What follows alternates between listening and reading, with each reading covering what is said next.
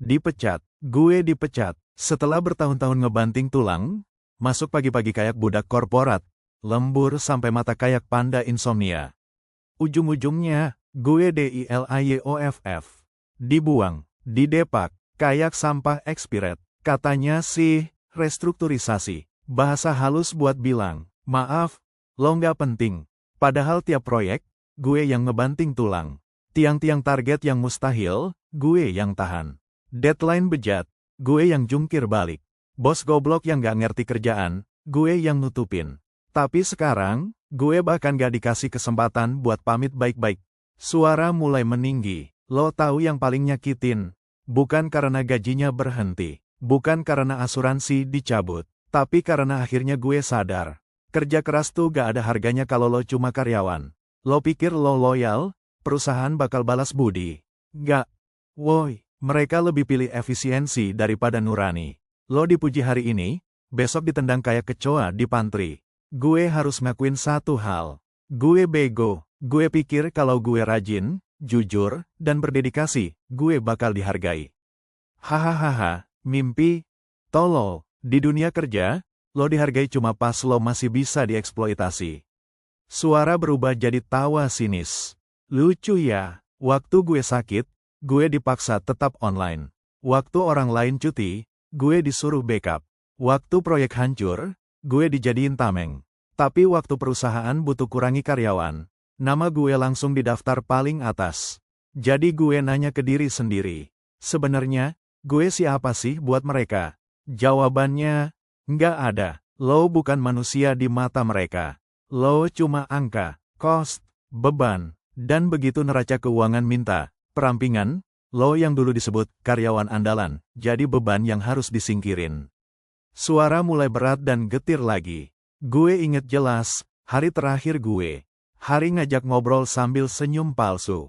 Katanya, kita apresiasi kontribusi kamu selama ini. Bullshit, apresiasi apaan kalau surat pemecatan udah dicetak dari seminggu lalu. Terus dia bilang, semoga kamu sukses di tempat baru. Anjing, lo tendang orang dari kapal, terus lo bilang semoga dia berenang ke daratan. Lo pikir ini motivasi? Ini sadis. Tarik napas panjang. Diam. Lalu pelan. Lo tahu gak rasanya ngasih kabar ke keluarga? Ngomong ke istri, yang, aku dipecat. Ngomong ke anak, papa sekarang di rumah dulu ya.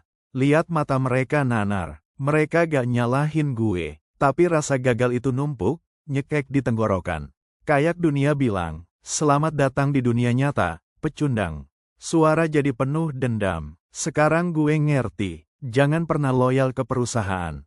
Loyalitas lo gak akan bikin lo aman. Yang bikin lo aman itu skill, duit sendiri, bisnis sendiri, koneksi sendiri. Karena sistem ini dibikin buat NGEDEPANIN bos, bukan ngejaga lo. Gue capek jadi robot. Bangun, kerja, lembur, tidur, bangun lagi, cuma buat ngejar mimpi orang lain. Gue capek dipanggil aset, padahal diperlakukan kayak liabilities. Mulai hari ini, gue gak mau jadi budak lagi. Suara berubah penuh semangat marah. Lo tendang gue, oke, tapi lo baru ngelepas bom waktu.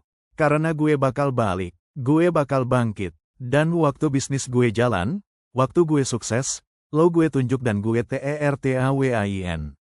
Lihat tuh, orang yang lo pecat, sekarang bikin pekerjaan buat ratusan orang. Gue akan buktikan, kalau yang lo remehkan hari ini, besok bakal jadi yang lo takuti. Senyum getir. Terima kasih, Layoff. Lo udah bangunin gue dari mimpi palsu.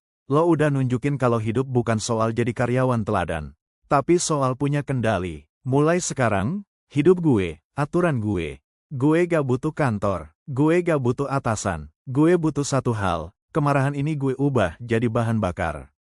Suara perlahan, dingin, tajam. Buat lo yang masih kerja, jangan GR kalau lo sering dipuji. Itu cuma cara manis buat bikin lo gak sadar. Lo juga lagi diincar buat dibuang. Ingat, sistem ini gak punya hati. Lo kerja bagus, bagus. Tapi begitu biaya lo lebih gede dari nilai lo. Lo dibabat. Jadi mulai mikir, mau terus hidup kayak anjing perusahaan, atau mulai bangun sesuatu buat diri lo sendiri. Gue udah milih. Dan buat lo yang ngeliat gue sekarang, ngomongin gue di belakang, ngejek gue karena gue nganggur. Ingat baik-baik, gue bakal balik. Dan pas gue balik, gue gak akan jadi budak. Gue akan jadi bos.